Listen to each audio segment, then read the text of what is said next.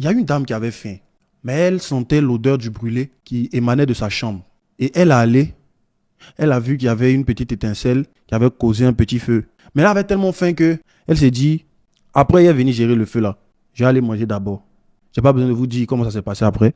Sa maison a brûlé. Elle a perdu sa maison. C'est une histoire que je viens d'inventer pour te faire comprendre la folie de l'homme qui n'a pas le sens des priorités. La Bible dit dans Matthieu 6,33, la Bible dit cherchez premièrement le royaume des cieux. Premièrement. Si la Bible dit chercher premièrement, c'est qu'il y a un deuxièmement, c'est qu'il y a un troisièmement. La Bible n'a pas dit chercher seulement le royaume des cieux. Non. Dans la vie, on ne va pas seulement à l'église, on va aussi au travail. Mais il faut savoir connaître la priorité. Tout homme qui est sur la terre va quitter la terre. Il n'y a pas quelque chose de plus sûr que quelqu'un qui est né va forcément mourir. Il n'y a pas quelque chose qui est plus sûr. Même le fait de vivre demain, on ne sait pas. Mais on sait tous qu'un jour, forcément, on va partir. Mais si tu sais qu'un jour, tu vas partir, sécurise ton départ. Et c'est la sagesse que le Seigneur nous demande d'avoir. Il dit, mes fils, sécurisez votre départ. Cherchez premièrement le royaume des cieux. Parce que sert-il à un homme de gagner le monde s'il doit perdre son âme? C'est vrai, tu as besoin d'argent. Mais il y a des priorités dans la vie. Il y a un temps pour tout, tu dois manger aussi. Mais cherche à régler l'urgence. Là, tu es venu du travail. Bravo, vaillant héros. Est-ce que demain, tu sais que tu peux ne pas arriver au bureau pour cause d'accident? C'est des choses auxquelles on ne pense pas parce que ça nous fait peur. Ou soit parce qu'on veut vivre dans le déni. On veut fuir la réalité. Le fait de vivre comme si quelque chose n'existe pas ne va pas faire disparaître la chose. Il y a des gens qui font semblant d'oublier la fin du mois, d'oublier qu'ils doivent payer le loyer. Mais quand la fin du mois arrive, la réalité te rattrape. Ce n'est pas le fait d'oublier la mort qui va faire que la mort ne va pas venir. La mort vient. La mort est pour tout le monde. La mort est normale. La mort, c'est un départ vers son créateur. C'est pour ça que pour ceux qui sont en Christ, la mort est un gain. Paul pouvait dire, la mort est un gain. Si ta mort te fait encore peur, c'est qu'il y a un problème. Et puis, les messages comme ça, on ne donne pas pour effrayer les gens. C'est pour nous pousser à avoir le sens des priorités et de savoir ce qu'on doit faire. Tu finis de sécuriser ton salut, frère. Tu as tout devant toi. La Bible même dit, cherchez premièrement le royaume des cieux et le reste vous sera donné. Tu veux réussir dans ton domaine. Sécurise ton salut. Fais ce qui est prioritaire d'abord. Tu auras tout le temps pour faire le reste. Tu auras tout le temps pour te marier. Tu auras tout le temps pour chercher de l'argent. Parce qu'on ne sait pas ni le jour ni l'heure. Comme on a dit dans la chanson avec mon frère Kossi, nous tous, nous sommes des étrangers sur la terre. Tout le monde appartient. Il y a des choses là, ça ne dépend pas de nous. Personne n'a choisi sa famille ici. Pensez si on avait donné la possibilité à d'autres de choisir leur famille. Ils n'avaient pas choisi la famille dans laquelle ils sont en ce moment. Personne n'a choisi sa couleur de peau. Là où tu es né, personne n'a choisi sa taille. C'est comme si ça t'était imposé. Il y a quelqu'un qui t'a dessiné et puis tu es né comme tu es là. Cette personne-là, c'est Dieu. Ça veut dire qu'il y a des choses qui t'échappent. Que tu sois content ou pas, il y a des choses que tu ne contrôles pas. Comme par exemple le jour de ta mort. Il y a quelqu'un qui décide. Jésus pouvait dire dans l'Apocalypse, il dit, je tiens les clés de la mort et du séjour des morts. Dans le livre d'Ecclésiaste, il est écrit, je ne sais plus la référence, personne n'a du pouvoir sur le jour de sa mort. Personne n'est maître de son souffle de vie pour le retenir. Il n'y a pas quelqu'un. La preuve, certaines personnes ont voulu se suicider, ça a raté. Parce que c'est Dieu qui décide. À la dernière minute, c'est lui qui décide. Tu peux te jeter d'un étage jusqu'à... Tu dis tu veux te suicider, puis tu tombes, tu ne meurs pas. Paralysie sur toi. C'est Dieu qui décide. Avant qu'il décide de te rappeler, il faut faire la paix avec lui. Regardez, des gens préfèrent faire des débats. Ah oui, Jésus, oui, c'est le Dieu des Blancs, ils ont envoyé, ouais, la religion, tout ça, ça a été monté, tout ça, machin. Alors que c'est le seul nom, depuis que tu es né, c'est le seul nom qu'on te présente. Ça fait maintenant plus de 2000 ans, on est dedans. Jésus, donnez vos vies à Jésus, donnez vos vies à Jésus. Ça peut être faux. Mais si c'est vrai, comme nous autres pouvons témoigner, et si c'est vrai, nous qui avons l'assurance du salut, nous qui avons une expérience avec Jésus, nous qui sommes là pour vous dire, frère, peut-être que tu ne crois pas, mais Jésus là, il est réel. On est là pour ça. Il a dit, vous serez mes témoins. Le témoin, c'est celui qui a assisté à une scène que toi, tu n'as pas vécue. C'est comme ça qu'on voyait les choses avant. On voyait les choses comme vous. Mais on a assisté à quelque chose. Et on vient t'en parler. Ça nous démange. On sait que le message dérange. Mais on est obligé de parler. Parce que malheur à nous si on n'annonce pas l'évangile. On ne peut pas.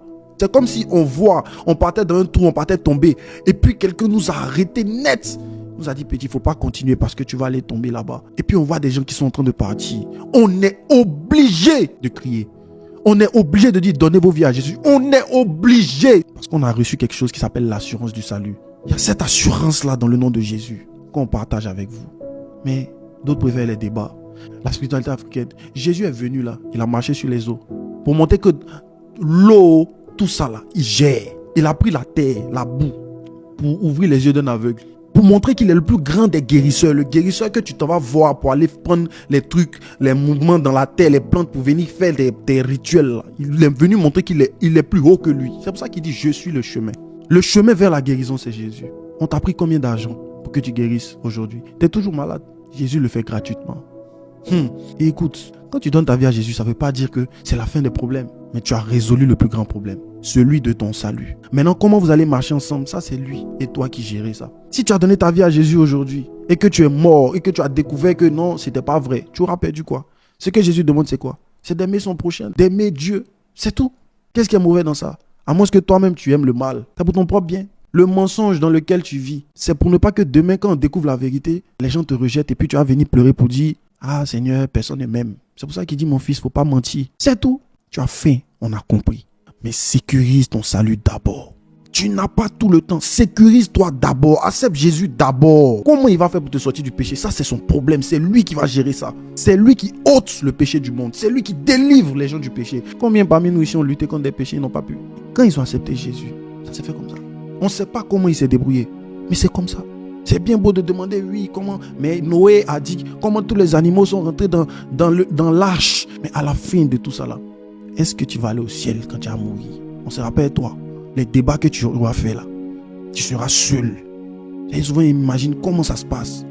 Ça dit, tu es de l'autre côté. Ta vie s'est arrêtée comme ça. Tu es dans quoi? Tu ne sais pas. Tu es mort, frère.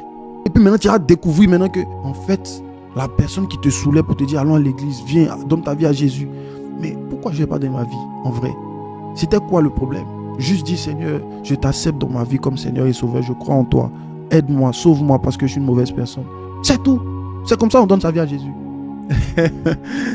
Aïe, aïe, aïe, aïe, aïe, aïe. Parce que la Bible dit dans Romains 10, car c'est en croyant du cœur qu'on parvient à la vérité et c'est en confessant de la bouche qu'on parvient au salut. Après, qui fait l'oxo, qui fait pas l'oxo, qui porte longue robe, qui fait ceci, lui-même, il va s'occuper de ton éducation. Jésus sera ton nouveau père. Il va te dire comment on se comporte. Chacun a son histoire avec Jésus. C'est pour ça que la Bible dit, ne discutez pas les opinions. Que chacun marche selon l'appel qu'il a reçu. Mon frère, laisse les débats.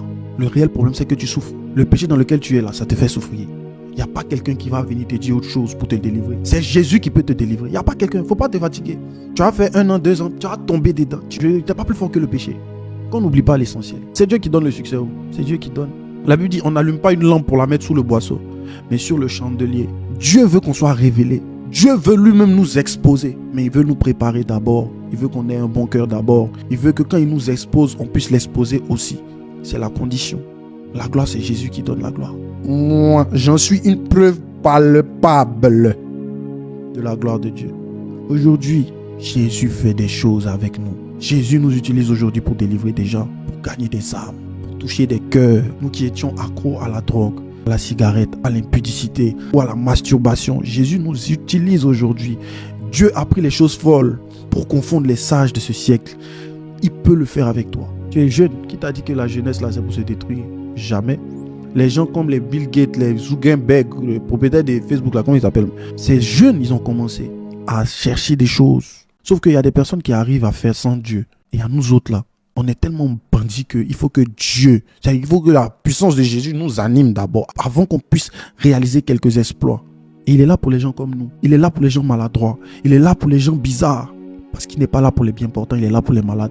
Ceux qui estiment qu'ils n'ont pas besoin de Jésus, Jésus n'a pas besoin d'eux. Il dit, lui, ce qu'il cherche là, c'est les malades. Parce qu'il est un docteur. Et tu sais, le docteur tire sa gloire en fonction de la gravité du cas qu'il guérit. Plus le cas est grave, plus quand il le guérit, il est glorifié. C'est-à-dire, plus tu es un bandit, non? Plus quand il te prend, tout le monde est étonné, on dit, hein? Donc c'est nous les bandits là dont il a besoin. C'est nous qu'il cherche. Il faut accepter Jésus. Et puis regarde, fais une prière, dis Jésus, viens dans ma vie, sauve-moi. J'entends parler de toi, mais montre-moi que tu es celui dont on parle. La Bible dit, quiconque invoquera le nom du Seigneur sera sauvé. Quand tu finis de faire ça, tu dis, je m'attends à toi Jésus.